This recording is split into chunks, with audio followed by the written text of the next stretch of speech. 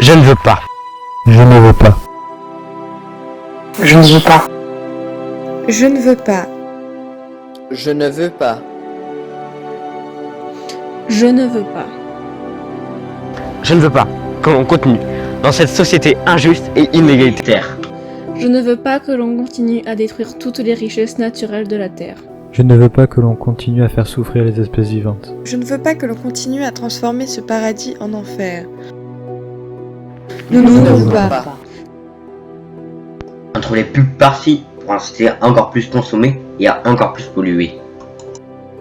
Les avions qui trouent la couche d'ozone. Les entreprises qui se disent écolo par-ci, écolo par-là. Mais Ça, c'était avant. Et maintenant, Il est l'heure. De se reconnecter à la vraie vie. De changer de cap. et de changer de société. Nous sommes les jeunes de la société de demain. On nous prévient depuis bien longtemps que l'environnement, la planète et le vivant se meurent. entre les manifestations, les campagnes de sensibilisation, les comptes sur les réseaux sociaux, Les films, les musiques, les associations et les slogans pour l'écologie.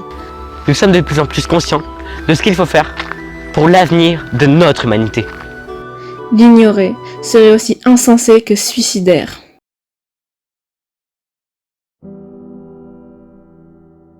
Mais...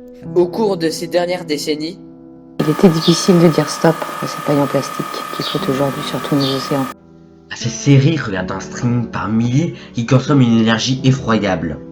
À ces eaux par millions qui tiennent enfermés des animaux sauvages. mais ça, c'était avant. Nous vivons sur cette planète comme si nous en avions une deuxième. alors que non, nous n'en avons qu'une. Dans un environnement qui change, il n'y a pas de plus grand risque que de rester immobile. Pourtant, vous êtes restés immobiles. Ils sont restés immobiles. Make our planet great again. Je ne veux pas. Je ne veux pas. Nous ne voulons pas. Maintenant, l'heure est venue. Mère Nature va rééquilibrer la balance. C'est-à-dire, fini le Nutella, les fast-foods, les tomates en hiver. Car nous l'avons mérité. Nous t'avons maltraité. De toute façon, on savait que les forêts précèdent les hommes. Et les déserts les suivent.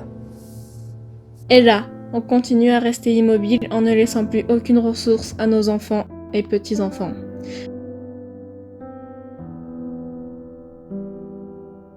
En les faisant souffrir ou mourir d'avance. Quand l'humain n'aura plus de place pour la nature, peut-être la nature n'aura-t-elle plus de place pour l'humain. Une croissance infinie est impossible. Nous n'avons qu'une seule terre, mais une civilisation dans le bonheur est possible. Les solutions existent, mais l'opinion les ignore car les structures actuelles et les détenteurs des pouvoirs économiques et politiques s'y opposent. Pour essayer de préserver l'environnement, il faut avoir un but précis. Car ce n'est pas la volonté qui donne le but, mais le but qui donne la volonté. La société se détruit. Nous parlons à travers nos écrans au lieu d'agir sur le terrain. Nous pensons seulement à nous.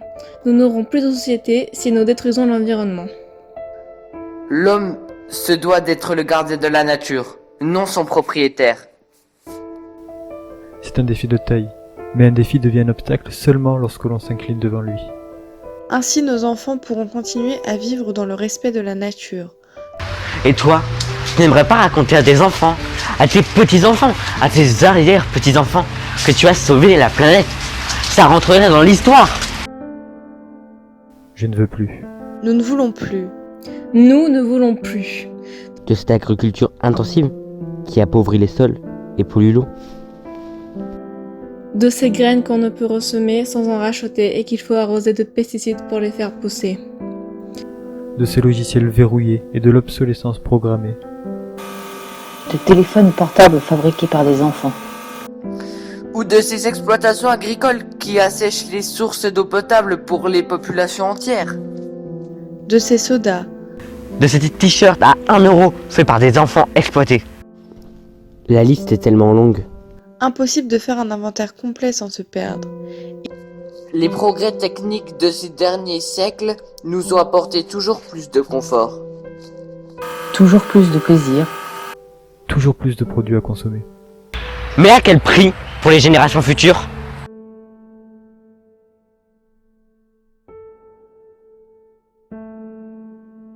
Nous gérons les ressources comme si elles étaient infinies. Alors que ce monde est limité dans ses matières premières et ses capacités de résilience. Il est temps d'agir ensemble pour le vivant, car c'est notre avenir qui en dépend. C'est le moment de prendre conscience qu'il y a des solutions et qu'il y a des options de choix à faire. Aujourd'hui et maintenant pour notre futur.